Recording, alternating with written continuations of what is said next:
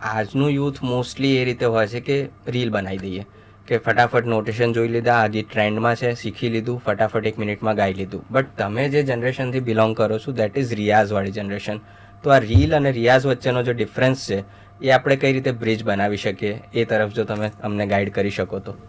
ના, રીલ બનાવવી જ જોઈએ ને અમે બનાવીએ જ છે અને બધા એટલે એને it's a good medium to launch somebody on big canvas. એનું કોઈ પેલો સવાલ નથી, પણ riyaz is a integral part.